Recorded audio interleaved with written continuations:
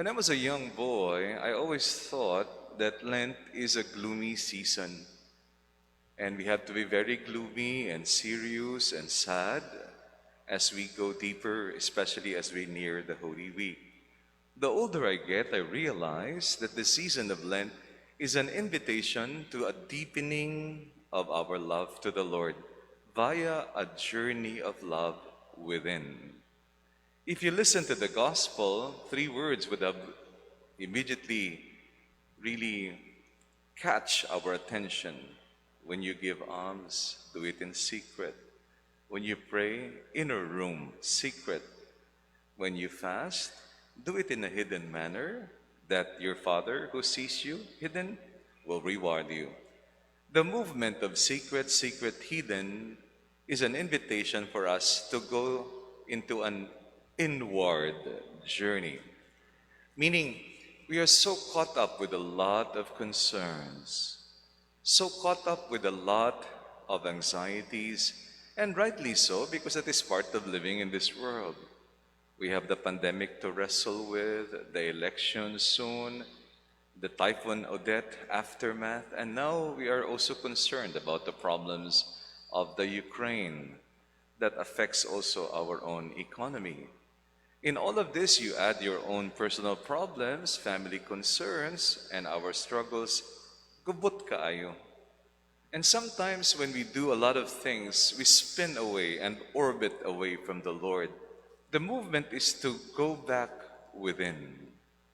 It is very interesting that the season of Lent is therefore finding solutions within. And there, I would like to highlight the middle point of almsgiving and fasting is prayer. When you pray, go to your inner room. Now, when we hear this today, this does not sound so clear immediately, but for the listeners of Jesus, most of the houses then have an inner room, which is an alternate term for a storage room, where they keep what they need in order to survive. The movement to go to the storage room is therefore an invitation for us to go in our inner sanctum, where we find our true treasures that we need to survive heartaches, struggles with sin, struggles with addiction and vices, struggles with problems. The key is to go in that internal journey by prayer. The inner room is our most inner sanctum within our hearts, where we are most free before God, who sees us and loves us, and who treats us with mercy. And when we do that, close the door and pray to your Father in secret. Again, to have that moment of intense prayer. And only then will we experience renewal. And so, brothers and sisters, in the gospel today, every year we are reminded of the three pillars of the season of Lent, which is almsgiving, prayer, and fasting.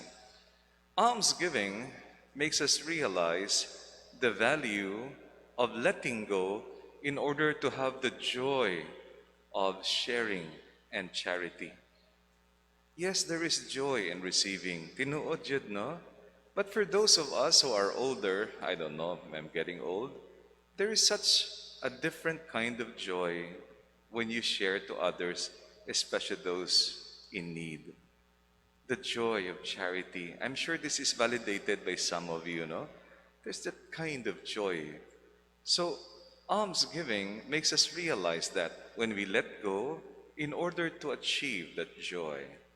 Prayer also helps us realize that when we pray, we are loved intensely.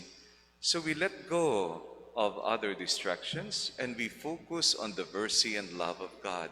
And it gives us renewal, inspiration, strength to go on.